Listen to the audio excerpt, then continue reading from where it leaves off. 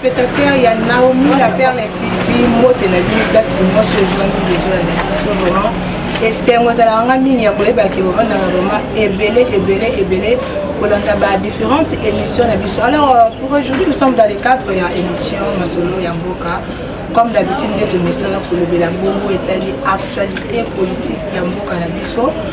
Pour aujourd'hui, nous sommes dans mon côté, nous sommes dans mon côté, Yamboka.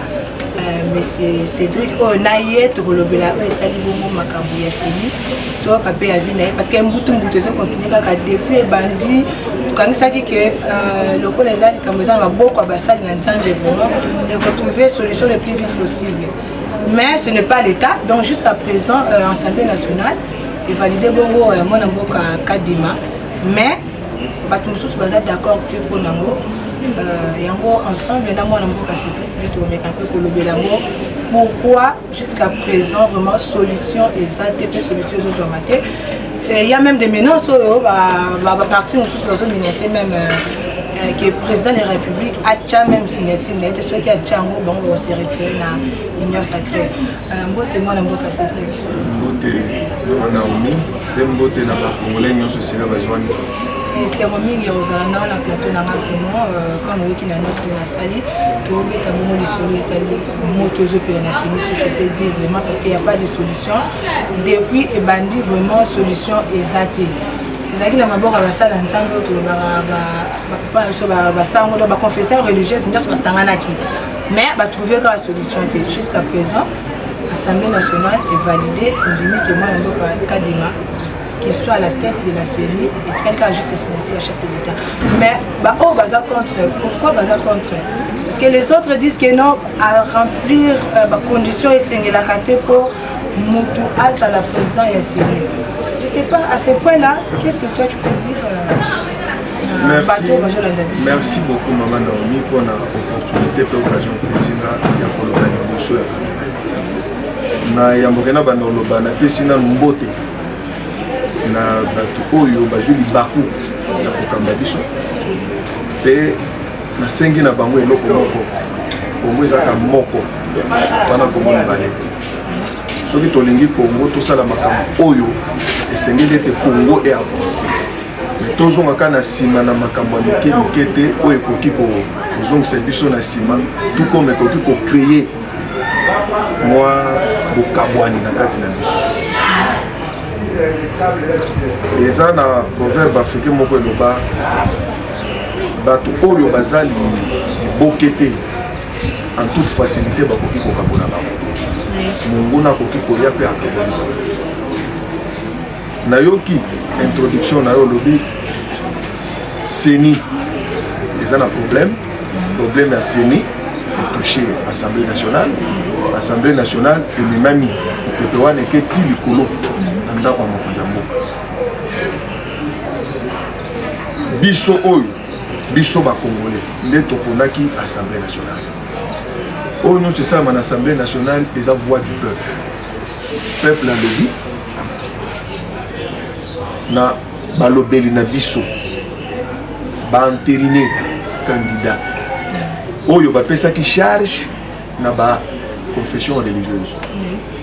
Les choses étonnantes c'est que soki bapesi charge na confession religieuse ngolo banini makambo eza na maboko ya basali ya nzambe koki kozwa tamula ite. Donc eza bato oyo bazwa de crédibilité avant que toute crédibilité ezala. Les choses étonnantes bango nde siko na minito esala kike po basali na nzambe ba trouver solution te déjà voir même les attendre dans une semaine il y a pas de solution incompréhension wana ezo sale mapona ezala ki dire quoi na koki ko répondre na ba terme oyo incompréhension wana eza dû ya ba subjectivité ya ba l'objectivité est régner sous te tozota la cause en mboka te tokota la cause ba intérêt individuel. Chaque groupe de komi kotala intérêt na yango balingi nini bakoki kozwa nini soki basepeli na oyo te bakolinga ye te soki basepeli na oyo bakolinga ye. Mais selon eux balobaki que moi na mboka Kadima il ne remplit pas les critères esengaka que moto azala à la tête maman na toza bana mike te toza bana mikete congolais nyonso aza na pleine liberté plein pouvoir ya ko jouir na isika bakoki kopesa musala akosala soki azomérite toza na problème ya méritocratie. Est-ce que ça a la capacité wana? Mais unité de mesure nini oyo ezalaka mpona koyeba que mutu oyo aza na a remplir na tel critère soki omoni toza ebele biso bakongolais mais Congo nde ezobima elingi koloba ke bato oyo baponi ye na esika wana bayebi ye koleka biso baye tozoloba npolisi nayebi te soki nini yango ekoki koempêcher to avancer. Nous ne sommes plus encore à cette période là de nous faire traîner. Mais en plus nazo yebisa bayebanso bazomona que kosala boyende ekoki ko faire avancer mboka. Au contraire toza na kati ya ko permettre ko faciliter glissement oyo bobandi da ko décrier bien avant. Mais pourquoi kosala ki même biso na glissement? Parce que une fois balobaki que il ne mérite pas ou il ne remplit pas des conditions. Et c'est là qu'on changer mon tout. Pourquoi tu changes à mon tout? Dès n'andès n'a qu'à avancer en malona. Baboya qui n'est pas aux sous mais c'est de même qu'il va quoi pour changer pour proposer pour mon tout à sa place. Merci beaucoup. Ronsar Malonda. Le camp Moussoussou Baboya qui est. Quand on va se sentir favorable, n'a donné Kadima. N'est-ce pas? Le même bateau baza mécontent lelo. Tant ba ko nommer ou bien ba ko bimisa mutu mususu. Bango pe ko sepela na mutu wana te. Donc obanda kaka ko baluka. Donc a mili la cigarette. Et ko mema biso nulle part to kende pe baité. On parle aussi du tribalisme. Tous en logique wana ke le nom de Kadima. Si la RDC est une nation, le seul dénominateur commun. Muto azaki pe na ba capacité o monsieur Kadima azana ngo azaki ata mukongo te loko ekolo mususu azaki te. Na lobby. Kaka yende Kadima na ba capacité. Na lobby boye. Yona no mona enseignant ya mundibo atangisi muluba muluba so diplôme. Tikalo mona mote. Enseignant ya Mukongo atangisi muswahili so diplôme. Est-ce que Luka quoi pèse à moi non point? Il faut à la caméra mon côté là. Je n'arrive pas à comprendre. Est-ce que nous sommes une nation? Maintenant, ceux qui battent la nation, ils vont comprendre l'eau. C'est long. À vie, on peut sa vie. On met un peu pour éclaircir par rapport à la compréhension, par rapport à l'incompréhension de passer au sein de la confession religieuse. Les années. Mais la ministre déjà te commis et tu as juste quelqu'un présent a signé puis Makambu et Sinamamoko. Mais il y a d'autres comme les cas de ensemble de la République, moi je me non, si le président signe que moi je me Kadima Azala à la tête il y a Séni, le président a considéré Nyon soit l'équipe à l'Assemblée nationale. Maman Naomi, les autres c'est qui s'en ont mais je sais la passe. Il y a information locale wana ya ensemble pour la République a menacé pour la Union sacrée. Ce qui président a signé ordonnance pour économiser M. Kadima à la tête de ça. Est-ce que Tozo Yeba vraiment place à chef de l'État à un président de la République au milieu. Le président est libre de signer en toute discrétion parce qu'il jouit de ses pleins pouvoirs. En fait, a considéré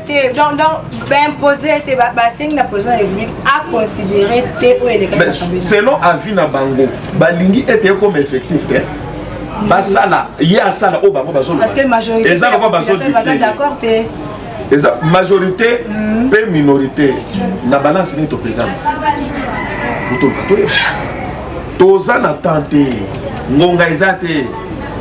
Il faut te faire développer Mboka. Élection paix, et ça la paix. D'ailleurs, élection et développement Mboka. Élection et ça la l'une des branches. Il y a auto bengaka alternance Colombo. pe mboka nyonso kambamaka na mayela moto aza liboso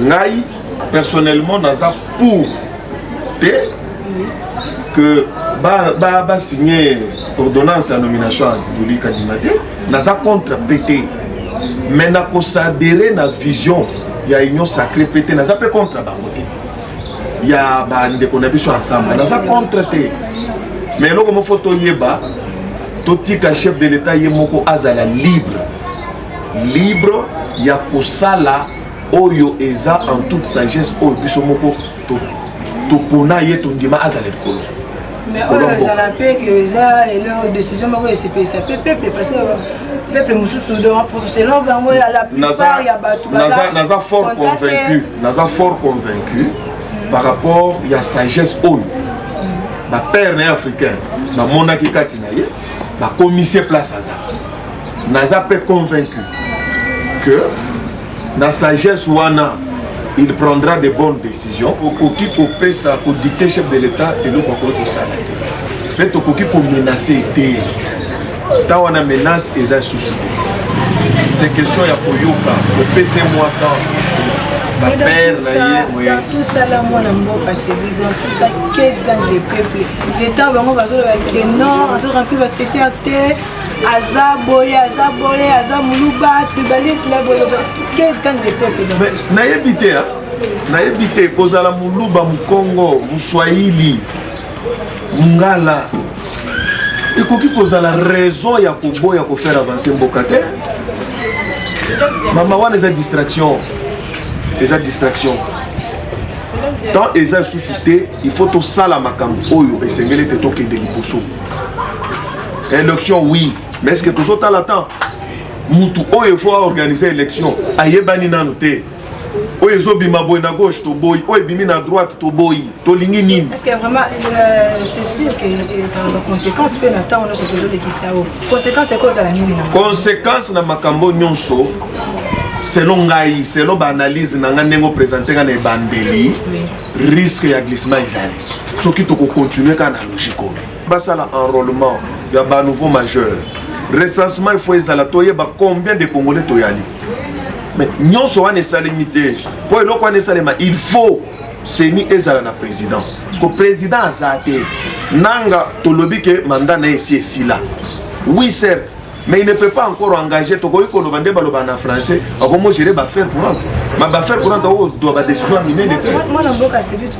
que vraiment na suka soki kopesa nga eyano opesa bato balanda biso bayeba mokie eloko nini oyo baboyelaki Ronsard Malonda oyo esaliki bandimilango mwana mboka kadima eloko nini baboyelaki Ronsard alekaki te wi mama naoni nako ko rappeler que période wana ezalaki période ya mbutumbutu makasi la grande majorité de la population tomonaki malekaki après Apollo Ronsard azalaki moko ya balobeli oyo tobengi baavocat ya seni adefandaki oyo edefandaki lelo eposé problème déjà au départ selon certains il était déjà un problème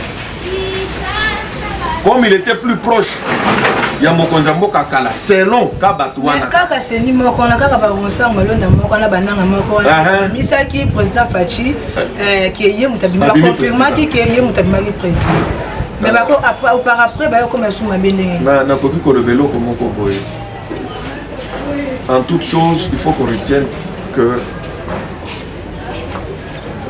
cette épée qui t'a servi pour abattre l'ennemi on peut s'en servir pour tâcher cause dans quelques mots cause à la théorie batiaki sur place on va retirer bateau nyonso ba joie qui carte majeur na joie mais cela ne peut pas nous empêcher à ce qu'il y ait une autre personne dans la paix. Que ce soit Kadima, que ce soit Ronsard, que ce soit Nani, nous en avons besoin de Makambo Kende. Makambo Kende de Bozoto Kende. Nous sommes en train de faire Makambo Zangatina. On ne profite rien. On ne profite rien. Voilà. Toujours Kemba. C'est vraiment la soupe, vraiment il y a émission, il y a Lelo, il y a Masolo, il y a Mboka. Les autres messages de l'actualité politique. Mais le voilà sur les causes, ce qu'on peut proposer. piste moko boye oyo piste ya solution mpona faire oyo ya désignation ya président ya Seni. En toute humilité mpe na amour boza nango mpona mboka, chers politiciens, bino mpe bobeti libako ya kokamba biso. Biso peuple toza na kati ya koprofite kaka na distraction na bino. Les distractions na bino wana eza na kati ya koprofite quelques-uns qui s'enrichissent derrière toutes ces histoires. Tosengi na bino bozala na conscience mpe bozala na bolingo. Toka na Kongo moko ya mibale eza mpona biso nyonso. Tokanisa malamu mpona yango ekosika. Seni ekoki koempêche biso te toavance. Seni eza lokola pasi na loboko ekoki koempêche nga koma mokanda te. Voilà, chers téléspectateurs, il y a Naomi Gabriel la TV et c'est Mbozala qui m'a cassé sur la Bino pour présenter Bino émission Oyo Masolo ya Mboka. Merci Nabino Nyonso Bolandi Biso de partout.